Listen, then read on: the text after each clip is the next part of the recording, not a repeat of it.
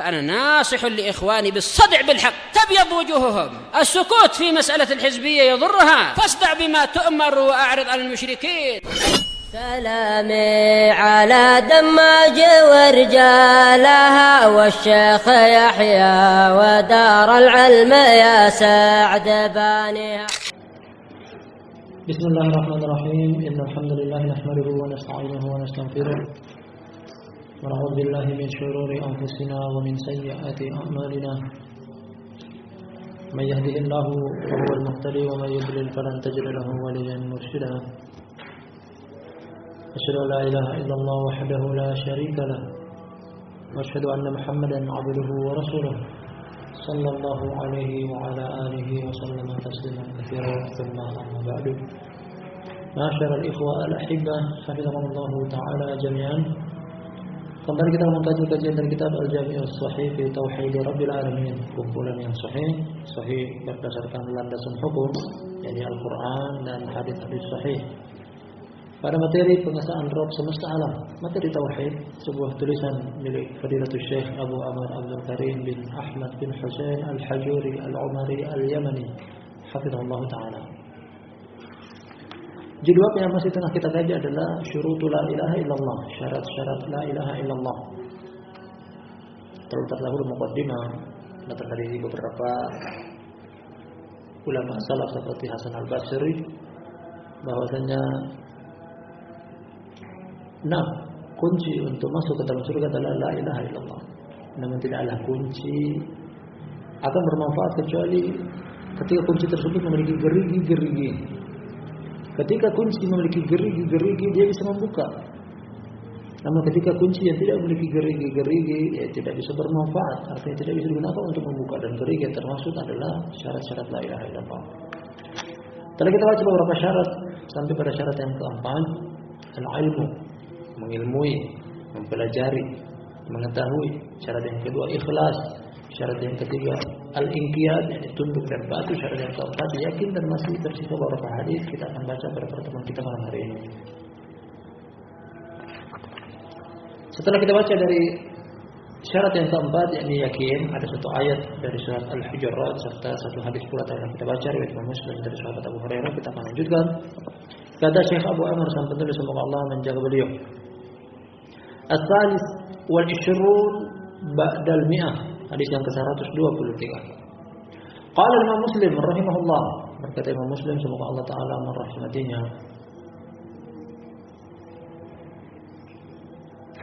Imam Muslim bin Hajjaj Al-Qushairi An-Naisaburi, kunyanya Abu Husain.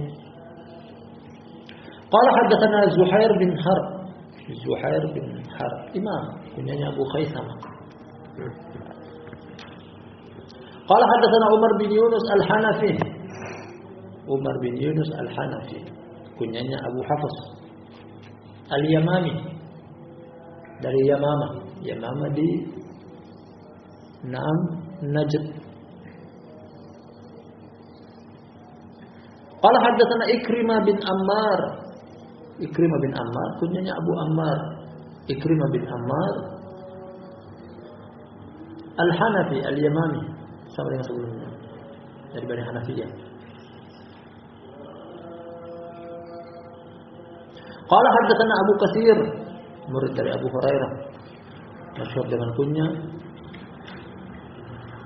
Namanya diperselisihkan, ada yang mengatakan Yazid bin Abdurrahman, ada pula yang mengatakan Yazid bin Abdullah, ada pula Yazid bin Gufailah. Lebih masyhur dengan kunya Abu Katsir, juga Al-Yamani. Qala haddatsani Abu Hurairah radhiyallahu anhu qala. Jadi hadis ini hadis milik sahabat Abu Hurairah, riwayat Imam Muslim. Kata Abu Hurairah, qala kunna qu'udan haula Rasulillah sallallahu alaihi wasallam. Dahulunya pernah kami duduk di sekitaran Rasulullah sallallahu alaihi wasallam. Jadi membuat majelis. Duduk bersama Rasulullah sallallahu alaihi wasallam, kami di sekitaran beliau. Ma'ana Abu Bakr wa Umar fi nafari. Bersama kami juga ada Abu Bakar, ada Umar dan beberapa orang yang lainnya. Di satu majelis tersebut. Faqama Rasulullah sallallahu alaihi wasallam min baini adhurina fa abta'a alaina wa khashina an yuqta'a dunana. Kemudian Rasulullah sallallahu alaihi wasallam bangkit berdiri dari tengah-tengah kami. Ya, artinya beliau pergi meninggalkan kami. Kemudian beliau agak terlambat datang. Kami khawatir terjadi sesuatu pada beliau. Wa fazi'na fakunna, kami pun bangkit berdiri menyusul beliau. Jadi alur ceritanya sedang duduk bersama Nabi sallallahu alaihi wasallam. Ikut hadir di majelis juga adalah Abu Bakar, ada Umar. Kemudian beliau pergi meninggalkan kami dan beliau tidak kembali. Kami khawatir terjadi sesuatu. Kami pun ikut bangkit menyusul beliau. Namun kata Abu Hurairah, "Fakuntu awwala man fazi'a." Aku adalah orang yang paling pertama khawatir. Akhirnya aku bangkit. Fa kharajtu abtagi Rasulullah sallallahu alaihi wasallam. Aku pun keluar dari majelis tersebut, aku pun menyusul Rasulullah sallallahu alaihi wasallam mencari beliau di mana beliau.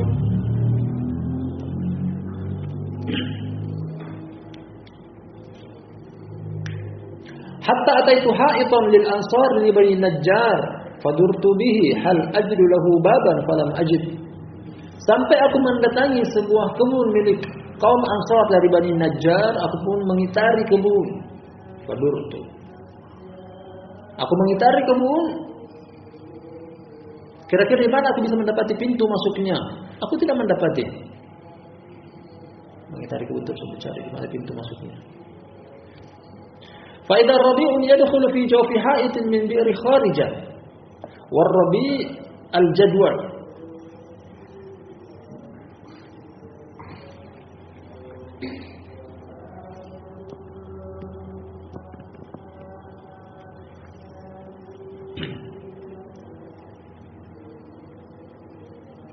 Kemudian masuk dari tengah kebun ada sumur di tengah kebun tersebut.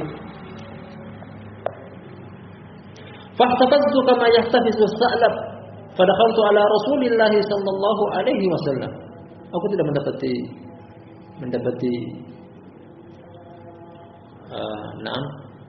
pintu. Akhirnya aku pun memanjat melewati tembok kebun tersebut karena kebun-kebun khususnya di tanah Arab diistilahkan dengan ha'id, biasanya diitari oleh tembok yang tinggi. Kata Abu Hurairah, karena aku tidak mendapati di mana bisa dapati pintu, akhirnya aku pun manjat seperti manjatnya rubah binatang yang biasanya kerjaannya memanjat. Akhirnya aku pun masuk kepada Rasulullah sallallahu alaihi wasallam. Sampai di dalam aku mendapati Rasulullah sallallahu alaihi wasallam. Faqala, kemudian kata beliau, Abu Hurairah. Beliau bertanya, apakah ini Abu Hurairah? Faqultu na'am, aku katakan iya, ya Rasulullah. Qala ma sya'nuk? Ada urusan apa engkau? Dia ditanya oleh Rasulullah sallallahu alaihi wasallam. Masuk kepada Rasulullah SAW yang sedang berada di dalam kebun. Faqultu kuntu baina adna. Qala qultu, kata aku, kunta baina adhurina fakunta fa'abta'ta alaina fakhashina an tuqta'a dunana fafazi'na fakuntu awwala man fazi'a fa'ataitu hadzal ha'id fahtafaztu kama yahtafizu as-sa'lab wa haula'i an-nasu wara'i.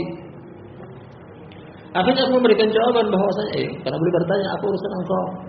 Aku memberikan jawaban bahwasanya tadinya engkau berada di tengah-tengah kami, kemudian engkau bangkit pergi meninggalkan kami.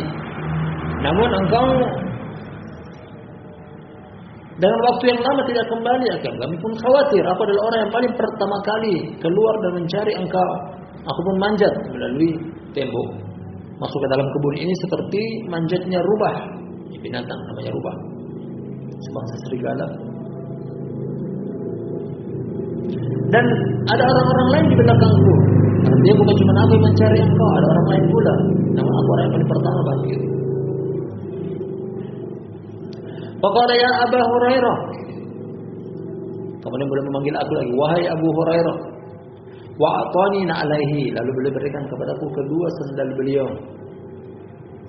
Nah, beliau memanggilku wahai Abu Hurairah, kemudian Nabi sallallahu alaihi wasallam memberikan kedua sandal beliau kepada Abu Hurairah. Qala seraya berkata, "Idhab bina ali hatain, faman lakita min wara'i hadzal ha'iti yashhadu an la ilaha illallah mustayqinan biha qalbuhu, fabashshirhu bil jannah." Kemudian kata Rasulullah sallallahu alaihi wasallam, "Pergilah engkau dengan kedua sandalku ini." Membawa sandal beliau, maksud dan tujuannya adalah bahwasanya apa yang beliau ingin sampaikan kepada umat manusia di luar sana memang betul dari ucapan beliau. Mereka tahu bahwasanya adalah sandal beliau sebagai saksi, sebagai bukti bahwasanya memang betul ini ucapan Rasulullah sallallahu alaihi wasallam, bukan sesuatu yang dikarang-karang oleh Abu Hurairah. Pergilah engkau dengan kedua sandalku ini, siapapun yang engkau temui di balik tembok ini, di luar kebun ini, yang mempersaksikan bahwasanya tidak ada sesembahan yang berhak disembah kecuali Allah, yakin di dalam hatinya, maka berikanlah kabar gembira kepada dia dengan surga. Nah, mustayqinan biha qalbuhu.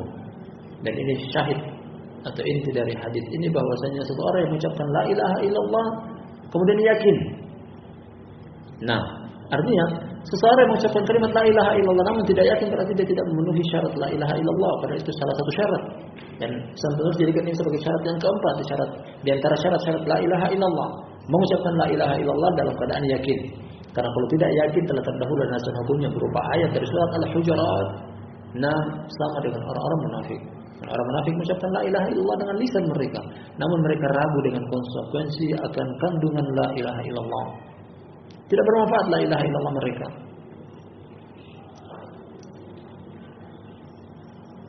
Lanjut hadisnya, masih kata Abu Hurairah. Masih panjang hadis ini, kita baca. Fakana awwala man laqitu Umar. Orang yang paling pertama aku temui adalah Umar. Setelah pesan dari Rasulullah sallallahu alaihi wasallam untuk menyampaikan man laqita min wara'i hadzal hayy yashhadu an la ilaha illallah mustayqinan biha qalbuhu fabashshirhu bil jannah. Kemudian membawa pesan dengan membawa sandal atau kedua sandal Rasulullah sallallahu alaihi wasallam. Aku keluar. Orang yang paling pertama aku temui adalah Umar bin Khattab. Artinya dia pun ikut mencari Rasulullah sallallahu alaihi wasallam. Hanya saja Abu Hurairah lebih duluan mendapati. Faqala, kata Umar bertanya kepada Abu Hurairah, "Ma hatani na'lani ya Abu Hurairah?" Kata Umar,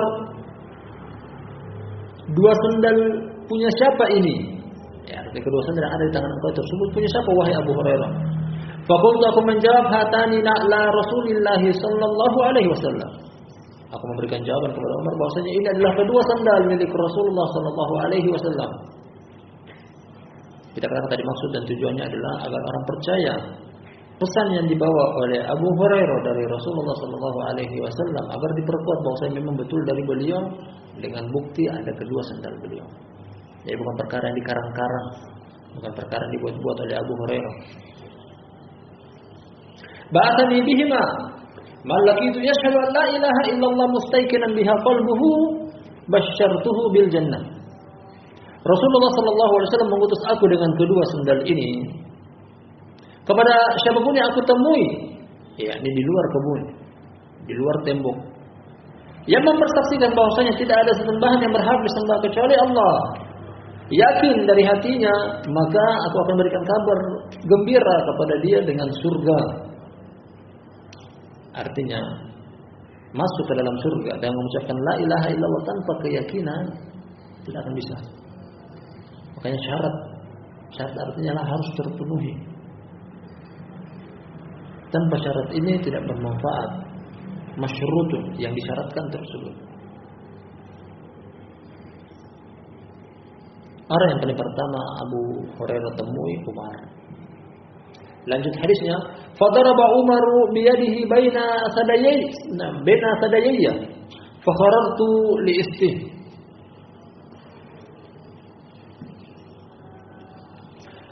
Kemudian Umar bin Khattab menepuk kedua dadaku. Menepuk dadaku dengan kedua tangannya. Menepuk dadaku dengan tangannya. Sampai-sampai aku tersungkur dengan pangkatku. Ya, artinya saking kerasnya. Memukul. Kemudian aku terduduk. Artinya ini sebagai bentuk Taib. Sanggahan dari Umar bin Khattab kepada perbuatan Abu Hurairah. Faqala seraya mengatakan, ini Umar bin Khattab menepuk menepuk dadaku sampai aku tersungkur jatuh dengan bokongku ke arah belakang. Seraya mengatakan, irji ya Abu Hurairah, kembali wahai Abu Hurairah. Artinya Umar tidak mau hal ini disampaikan kepada orang lain. Dan dia ingin klarifikasi, dia ingin tabayyun. Faraja'tu ila Rasulillah sallallahu alaihi wasallam fa'ajhashtu buka'an. Wa rakibani Umar fa idza huwa ala ithri. Kemudian aku mendatangi arahan dari Umar bahwasanya kembali wahai Abu Hurairah kepada Rasulullah. Akhirnya aku pun kembali. Aku tak tahan. Tak bisa menahan diriku, akhirnya aku pun menangis di hadapan Rasulullah sallallahu alaihi wasallam. Ternyata Umar pun menyusul aku, di belakangku. Jadi Umar menyusul aku sampai bertemu dengan Rasulullah sallallahu alaihi wasallam. Faqala li Rasulullah sallallahu alaihi wasallam, Rasulullah sallallahu alaihi wasallam pun berkata kepadaku, "Ma laka ya Abu Hurairah? Ada apa dengan engkau wahai Abu Hurairah?" Terlihat menangis. Tadinya aku sudah pesankan dengan kedua saudaraku, sekarang aku kembali. Ada apa dengan engkau? Fakultu, aku memberikan jawaban, lakitu Umar fa akhbartuhu billadhi ba'astani bihi fa darba baina sadayyi darbatan kharartu listi. Kata Abu Hurairah, engkau mengutus aku dan orang yang paling pertama aku temui adalah Umar. Lalu aku memberitahukan apa yang engkau utus aku dengannya. Lalu dia dia memukul dadaku dengan tangannya dengan satu kali pukulan yang membuat aku tersungkur dengan bokongku jatuh ke belakang. Qala seraya berkata, kata Umar kepadaku, irji, kembalilah. Kembali kepada Rasulullah sallallahu alaihi wasallam. Faqala lahu Rasulullah sallallahu alaihi wasallam. Akhirnya Rasulullah sallallahu alaihi wasallam berkata kepada Umar, menanyakan tentang alasan apa engkau melakukan atau engkau perbuat kepada Abu Hurairah dengan apa yang telah engkau perbuat tadi. Ya Umar, ma hamalaka ala ma fa'alta? Wahai Umar, apa alasan engkau terhadap apa yang engkau telah perbuat? Dia melakukan sesuatu kepada Abu Hurairah, padahal itu adalah pesan dari Rasulullah SAW untuk disampaikan kepada orang lain, biar meyakinkan beliau, kasihkan lagi kedua sandal beliau. Qala ya Rasulullah bi abi anta wa ummi abasta Abu Hurairah bin alaika man laqiya yashhadu an la ilaha illallah mustayqinan biha qalbuhu basyarahu bil jannah. Kepada Umar tabayyun, mencari tahu tentang kebenaran. Wahai Rasulullah, demi bapak engkau dan ibu engkau, atau dari bapak aku dan ibuku, tebusannya untuk engkau. Artinya ini ucapan bentuknya sumpah kepada selain Allah Subhanahu wa taala, namun bukan yang diinginkan secara zahirnya. Ini dikatakan oleh para syurra terhadap lafaz-lafaz sumpah semacam ini. Jarin ala al-sinatil Arab, terbiasa diucapkan oleh orang Arab, namun bukan yang diinginkan adalah sumpah secara hakiki, bersumpah atas nama Allah Subhanahu wa taala. Apakah engkau telah mengutus Abu Hurairah dengan kedua sandal engkau kepada orang yang dia jumpai, yang mempersaksikan bahwasanya tidak ada sembahan yang berhak disembah kecuali Allah, yakin di dalam hatinya engkau memberikan kabar gembira kepada dia dengan surga? Jadi dia memberikan pertanyaan bentuknya klarifikasi, mencari kejelasan. Qala na'am, kata Rasulullah SAW, iya, ini betul. Apa yang disampaikan Abu Hurairah adalah betul. Kata Umar lagi, qala fala taf'al, jangan engkau lakukan itu. Ini semacam saran dari Umar ibn Khattab radhiyallahu anhu kepada Rasulullah sallallahu alaihi wasallam. Fa inni akhsha ayattakilan nasu 'alaiha fa khallihim ya'malun. Karena aku khawatir mereka akan bersandar, umat manusia hanya bersandar pada hal tersebut. Akhirnya apa? Yang penting yakin mengucapkan la ilaha illallah pasti masuk ke dalam surga.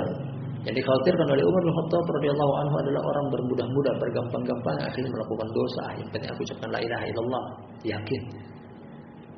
Nah, mereka akan melakukan penyelisihan terhadap syariat, akan melakukan dosa. Yang penting mengucapkan la ilaha illallah sudah terjamin pasti akan masuk ke dalam surga. Maka Umar bin Khattab radhiyallahu anhu memberikan saran kepada Rasulullah sallallahu alaihi wasallam, "Wahai Rasulullah, jangan kau melakukan itu, karena aku khawatir mereka bersandar hanya kepada kalimat tersebut.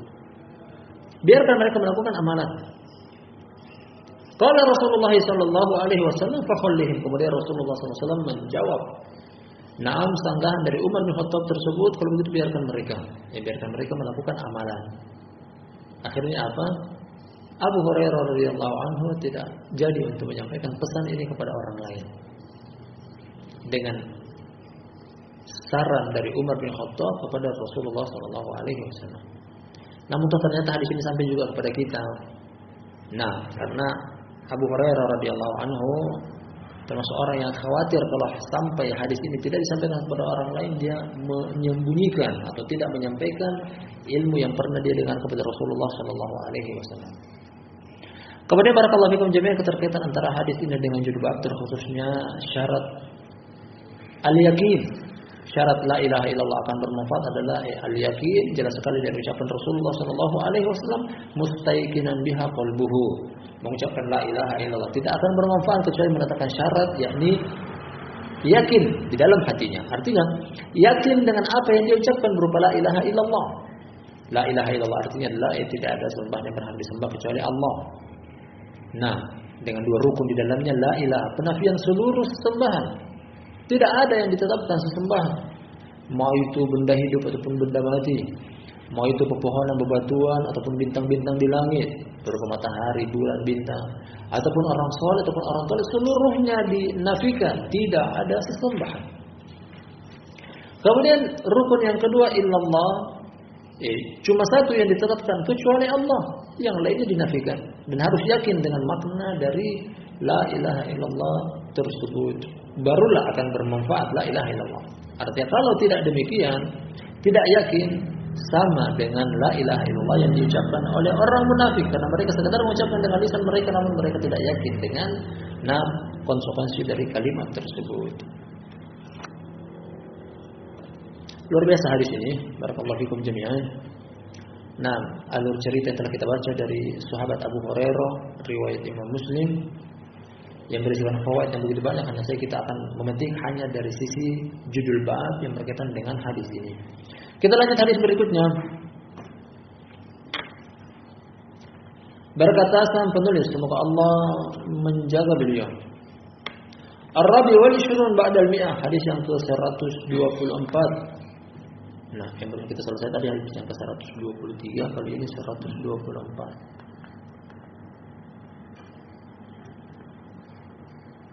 Qala Imam Bukhari rahimahullah, berkata Imam Bukhari semoga Allah merahmatinya. Bukhari namanya Muhammad bin Ismail al-Bukhari, kunyanya Abu Abdullah, seorang imam. Pada mengadar rukutnya menjuluki dia adalah imam dunia karena hafalan hadisnya yang luar biasa, dan sangat jarang dia meleset keliru dalam hafalan akan ilmu hadisnya. Kemudian dari orang Ajam, bukan dari orang Arab. Imam Bukhari adalah orang Ajam. Kata Imam Bukhari rahimahullah taala, qala haddatsana Abu Ma'mar. Abu Ma'mar kunyanya Abu Ma'mar. Wala namanya adalah Abdullah bin Amr Al-Basri dari Basra. Dan dia thiqah. Qala haddatsana Abdul Warith bin Sa'id. Warith nama Allah Subhanahu wa taala. Wa anta khairul warithin. Qala haddatsana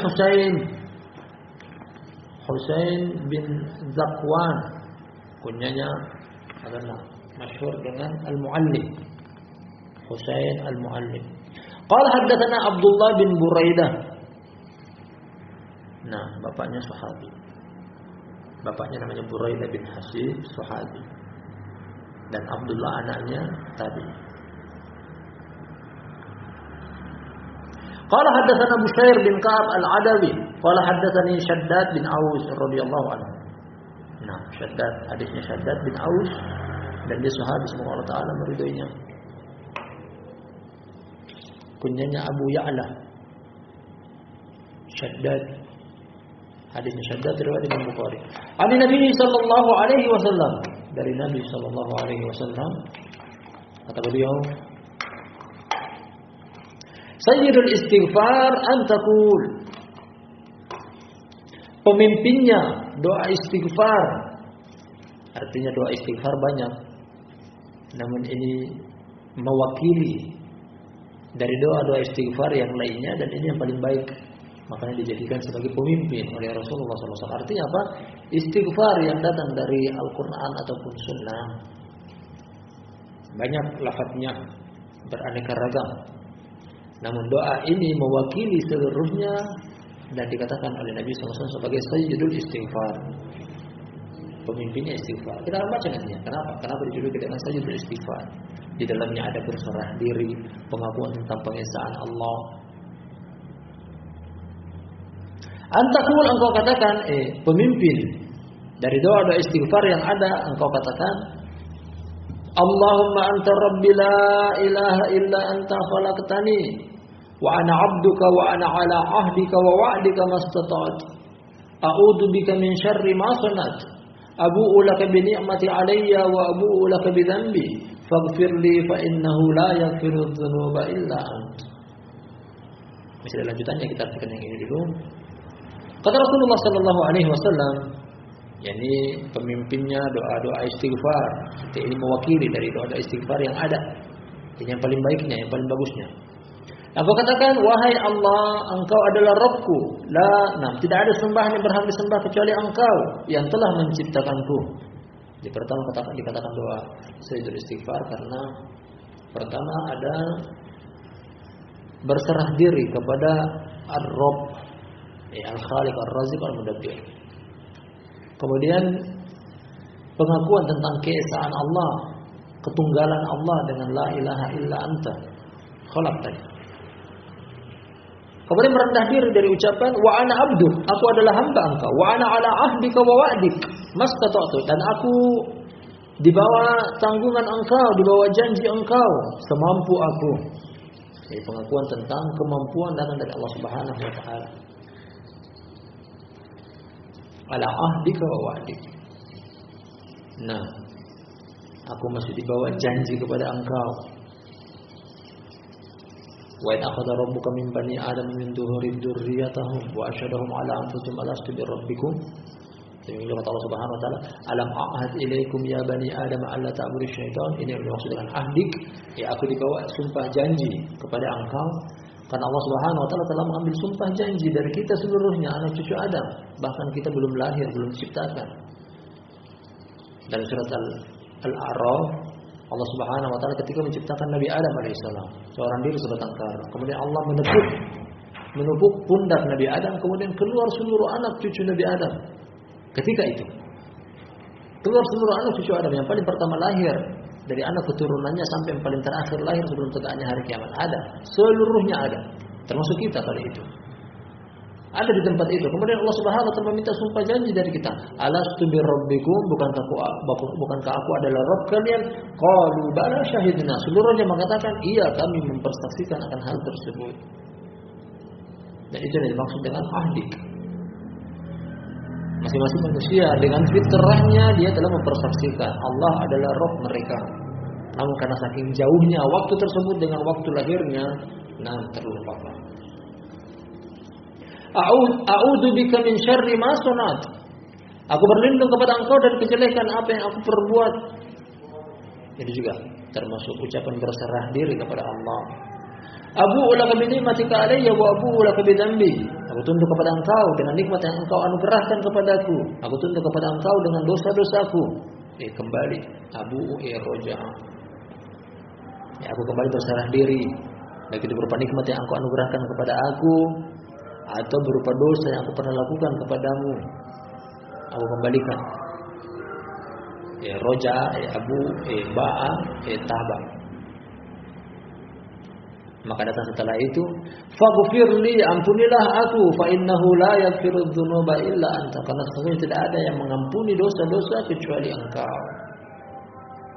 Doa yang luar biasa yang datang juga pada lafaz-lafaz hadis yang berbeda dengan maksud kami datang dengan riwayat hadis yang berbeda dengan lafaz yang sama, dijadikan oleh Nabi sallallahu alaihi wasallam sebagai zikir pagi dan petang.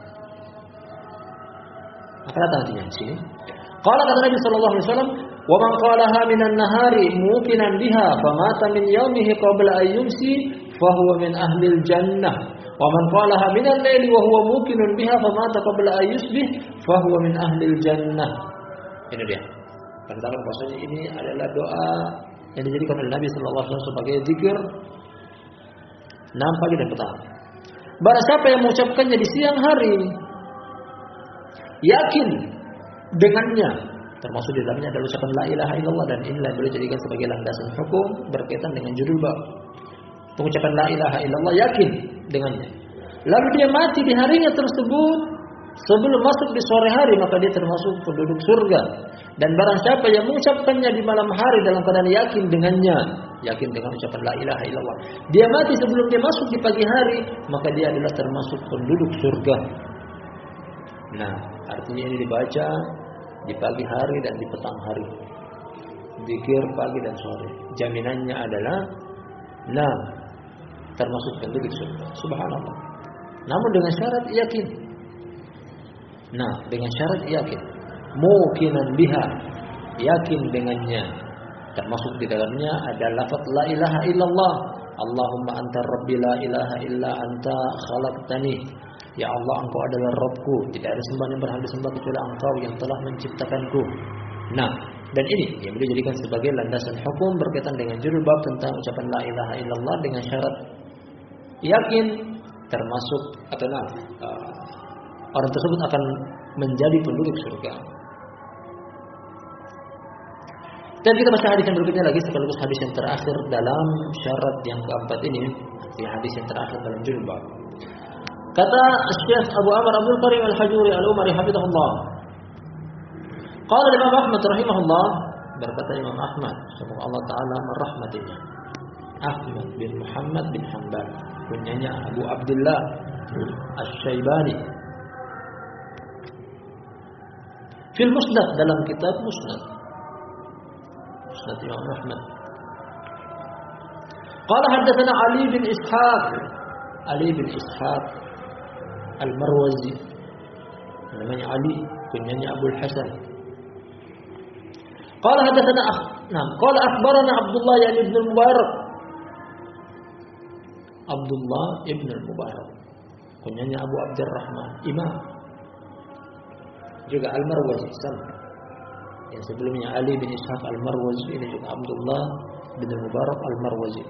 Qala akhbarana Al-Auza'i, masyhur dengan julukan ini Al-Auza'i, wa illa namanya adalah Abdurrahman bin Amr, kunyanya Abu Amr Al-Auza'i, imam, bahkan dijuluki dengan Imam Ahli Syam.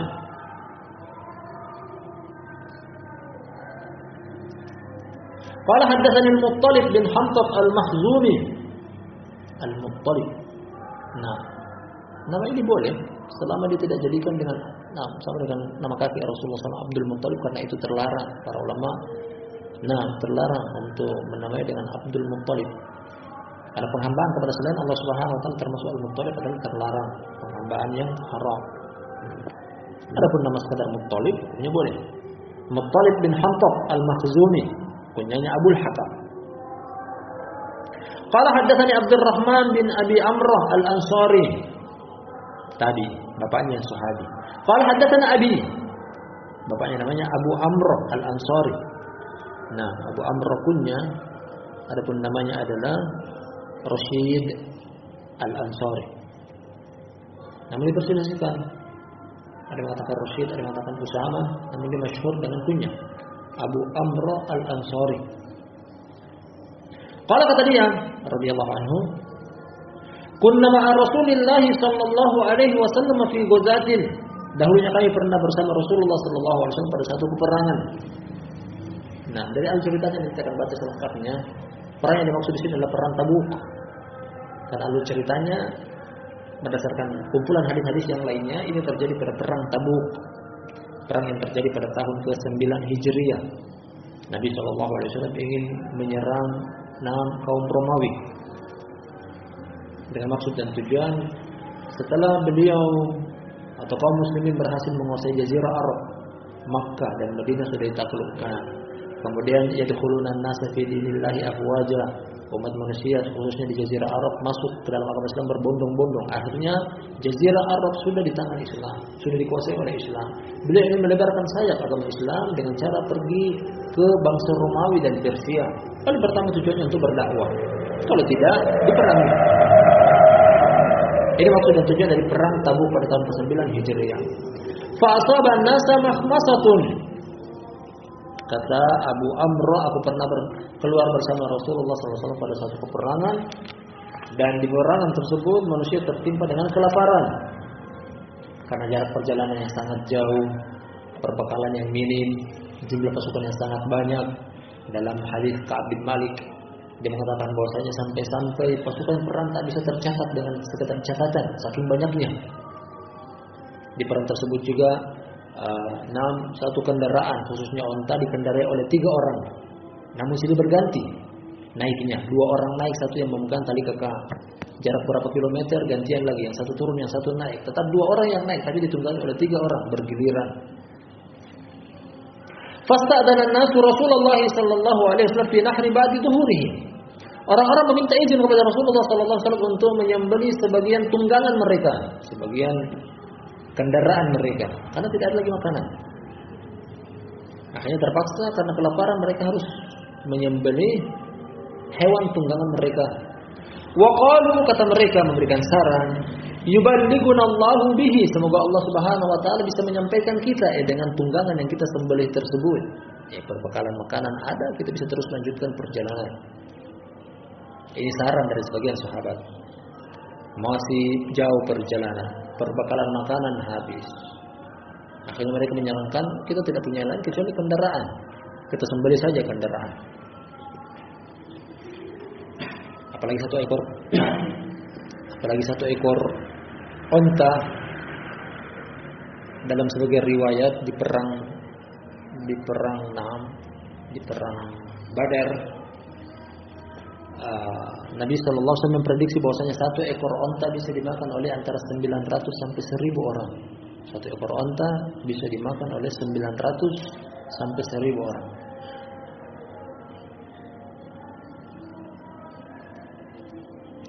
Falamma ra'a Umar bin Al-Khattab anna Rasulullah sallallahu alaihi wasallam qad hamma ay ya'dana lahum fi nahri ba'di dhuhurihim, qala ya Rasulullah kaifa bina idza nahnu lakina al-qauma ghadan ji'an arjala. Ketika Umar bin Khattab melihat Rasulullah SAW mau menyetujui saran dari sebagian sahabat mereka adalah untuk menyembelih onta sebagai perbekalan makanan mereka, padahal perjalanan masih jauh. Akhirnya Umar bin Khattab menyanggah. Umar bin Khattab juga memberikan saran, wahai Rasulullah, apa tanggapan engkau? Artinya bagaimana kalau seandainya kita bertemu besok dengan musuh dalam keadaan kita kelaparan, dalam keadaan kita berjalan kaki, artinya kita sudah tidak punya tunggangan. Artinya saran dari Umar ini seakan-akan dia mengatakan bahwasanya akan semakin parah keadaan kita. Kita perjalanan masih jauh. Menyembelih onta artinya akan membuat beban lebih berat karena kita akan melakukan perjalanan dengan jalan kaki. Artinya Umar bin Khattab tidak setuju dengan saran tersebut. Walakin in ra'aita ya Rasulullah an tad'u lana bi baqaya azwadihim fatajma'aha thumma tad'u Allah biha bil barakah fa inna Allah tabaraka wa ta'ala sayuballighuna bi da'watika aw qala sayubariku lana fi da'watik. Akhirnya Umar bin Khattab memiliki saran yang, wahai Rasulullah, bagaimana anggapan engkau seandainya kita mengumpulkan jumlah makanan yang masih tersisa di tangan para sahabat. Yang riwayat sebelumnya telah kita dapati juga, namun dari hadis yang berbeda. Bahwasanya ada yang datang dengan makanan kurma, ada yang datang dengan tepungnya, ada yang datang dengan sisa-sisa potongan roti dikumpulkan pada satu wadah.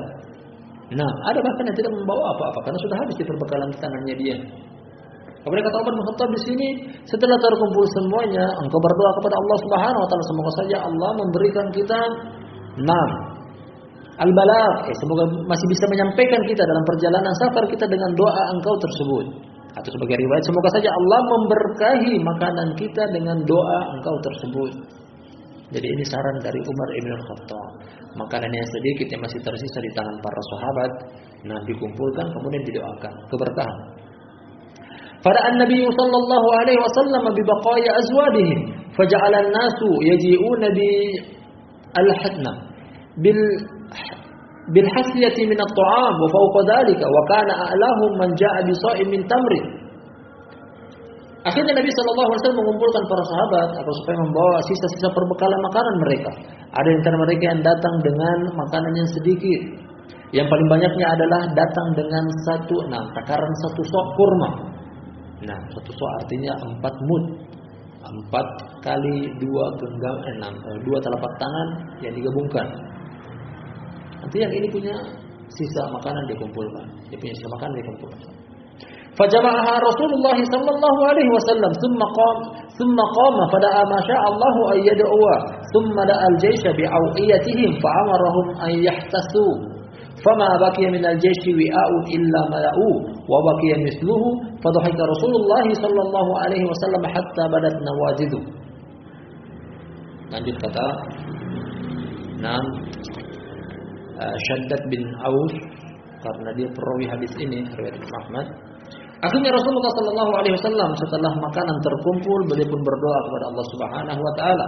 Lalu beliau memanggil setiap pasukan datang dengan wadah makanan mereka. Mereka ambil satu persatu, dipenuhkan ke tempat wadah makanan mereka. Seluruhnya mengambil. Tak tersisa dari prajurit yang ada kecuali mereka telah memenuhi wadah makanan mereka dan penuh. Dalam sebagian riwayat bahkan setelah itu dimakan. Perbekalan makanan yang mereka punya di wadah mereka simpan untuk perjalanan beberapa hari ke depan. Kemudian mereka memakan yang masih tersisa di tempat perkumpulan tadi. Kemudian mereka lanjutkan lagi dengan ternyata masih ada sisanya. Wabakiyah itu kata beliau di sini, dan masih tersisa sisanya. Lalu Rasulullah sallallahu alaihi wasallam tertawa sampai terlihat gigi gerahang beliau. Tertawa dengan begitu cerianya sampai gigi paling belakang beliau terlihat. Faqala, kemudian kata Rasulullah sallallahu alaihi wasallam, asyhadu an la ilaha illallah wa anni rasulullah, la yalqallaha 'abdun mu'minun bihima illa hujibat anhu an-nar yaumal qiyamah. Kemudian kata Rasulullah sallallahu alaihi wasallam, aku bersaksi bahwasanya tidak ada sembahan yang berhak disembah kecuali Allah, dan sungguh aku adalah utusan Allah. Tidaklah seorang hamba bertemu dengan Allah yang beriman. Tidaklah seorang hamba yang beriman bertemu pada Allah dengan keduanya, dengan kedua kalimat syahadat tadi, melainkan akan dihalangi dengan api neraka pada hari kiamat. Akan dihalangi api neraka pada hari kiamat. Terakhir kata sang penulis Syekh Abu Amr Abdul Karim Al-Hajuri, hada haditsun sahih. Hadis ini adalah hadis yang sahih sekaligus hadis yang terakhir dari bab tentang syarat yang keempat, yakni al-yakin. Wallahu taala a'lam bishawab. Barakallahu fikum jami'an. Mudah kita akan kaji